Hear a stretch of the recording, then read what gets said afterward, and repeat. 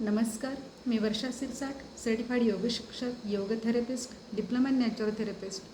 तर आपण योग म्हणजे काय समजून घेत आहोत. तर पाठीमागच्या व्हिडिओमध्ये आपण प्राणायाम म्हणजे काय, प्राणायामाचं फळ काय आहे ते पाहिलेलं आहे आणि तोच भाग आज आपण कंटिन्यू करणार आहोत. तर प्राणायाम ही योग अभ्यासामधली खूपच प्रभावी आणि परिणामकारक अशी प्रक्रिया आहे. तर शारीरिकदृष्ट्या आपण पाहिलं तर प्राणायामाचा परिणाम आपल्या मज्जसंस्थेशी अधिक म्हणजे मज्जसंस्थेवर त्याचा अधिक परिणाम होतो. तसेच आपले मनोव्यापार आहेत, तर ह्या मनोव्यापारावरती सुद्धा प्राणायामाचा खूप चांगला फायदा होतो. तर आपल्या मज्जसंस्थेचे अवयव जे आहेत, जसं मोठा मेंदू, छोटा मेंदू, लंबमज्जा, मज्जारज्जू, मज्जासेतू, तर हे जे काही मज्जासंस्थेचे अवयव आहेत ते फार नाजूक असतात.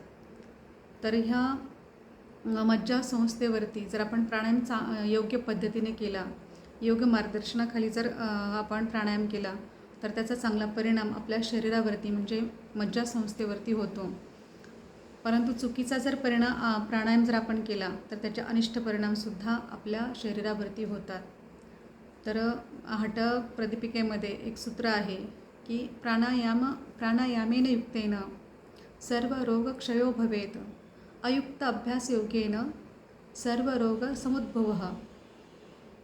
तर जर योग्य प्राणायामाचा जर योग्य अभ्यास केला, योग्य मार्गदर्शनाखाली, तर खूप चांगले परिणाम आपल्या शरीरावरती होतात. आणि जर चुकीच्या पद्धतीनं, अयोग्य पद्धतीनं जर आपण प्राणायाम केला तर त्याचे वाईट परिणाम आपल्या शरीरावरती होतात. तर कुठले वाईट परिणाम आपल्या शरीरावरती होतात जर आपण चुकीचा प्राणायाम केला तर आपल्याला उचकी लागू शकते, खोकला लागू शकतो, तसेच आपलं डोकं दुखू शकतं, डोळे कान दुखू शकतात, तसेच पचनसंस्थेवरती सुद्धा त्याचा वाईट परिणाम होतो. आपलं रक्तदाब वाढतो, हृदयविकाराचे सुद्धा आजार होऊ शकतात जर चुकीचा प्राणायाम केला. तर आपण पाहतो की आपला प्राणायाम हा आपल्या प्रकृतीनुसार म्हणजे वात पित्त कफ यानुसार प्राणायामाचे जे काही प्रकार आहेत ते शिकवले जातात. परंतु आपलं स्वतःला माहीत नसतं. जर आपल्याला कुणी मेंटॉर नाही आहे, कुणी मार्गदर्शक नाही आहे, तर आपण मनानं जर प्राणायामाचा अभ्यास केला तर आपल्याला माहीत नसतं की माझी प्रकृती काय आहे, वात आहे, पित्त आहे, कफ आहे, हे आपल्याला माहीत नसतं की तर त्यामुळे चुकीचा प्राणायाम होऊ शकतो आणि त्यामुळे त्याचा प्राणायामाचा चुकीचा म्हणजे परिणाम आपल्या शरीरावरती होऊ शकतो. तर खूप म्हणजे लक्ष देऊन हे करायचं आहे प्रक्रिया प्राणायामाची. त्यासाठी मेंटॉर हवा आहे, सर्टिफाईड, ज्याला की प्राणायामाचं किंवा योग अभ्यासाचं योग्य ज्ञान आहे. तर अशा मेंटॉरच्या मार्गदर्शनाखाली आसन प्राणायाम हे जे काही योगिक प्रक्रिया आहेत त्या करायला पाहिजेत. आपण स्वतःहून कुठलाही प्राणायाम निवडायचा नाही, कारण आपलं पूर्ण ज्ञान नसतं आणि चुकीच्या पद्धतीनं जर आपण ही क्रिया केली तर खरंच त्याचे अनिष्ट परिणाम आपल्या शरीरावरती झाल्याशिवाय राहणार नाहीत. तर हे एक काय म्हणतात त्याला, खूप सांगणं आहे महत्त्वाचं की तुम्ही स्वतःहून कुठल्याही प्राणायामाची प्रक्रिया करायला जाऊ नका. एक चांगलं मार्गदर्शक निवडा आणि त्याच्या अंडरखाली, त्याच्या ऑब्झर्वेशनखाली तुम्ही हे आसन आणि प्राणायाम तुमच्या प्रकृतीनुसार त्यांच्याकडून प्रोटोकॉल तयार करून घ्या.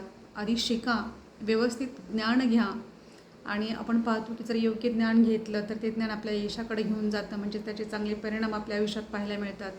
म्हणून माझं खूप सांगणं आहे की आसन आणि प्राणायाम हे एका चांगल्या योग शिक्षक, योग थेरपिस्ट किंवा ज्याला योगाचा अनुभव आहे पण ते योग्य ज्ञान असणं फार महत्त्वाचं आहे. त्यामुळे प्राणायामसारखी प्रक्रिया ही योग्य मेंटॉरकडून, योग थेरपिस्टकडून शिकणं फार महत्त्वाचं आहे. तर इथंच थांबूया. पुढच्या भागामध्ये आपण पुढचा भाग पाहूया. तर माझे व्हिडिओ ऐका, लाईक करा आणि शेअर करा. तुम्ही एक जशी तुम्हाला मदत होती ह्या व्हिडिओमुळे, तर तुम्ही दुसऱ्यांना, तुमच्या मित्रपरिवारांना, नातेवाईकांना मदत करू शकता. एक व्हिडिओ पाठवून योग्य ज्ञान त्यांच्यापर्यंत तुम्ही पोहोचू शकता. तर व्हिडिओ शेअर करायला काही हरकत नाही आहे. थांबूया इथेच. हरे कृष्ण.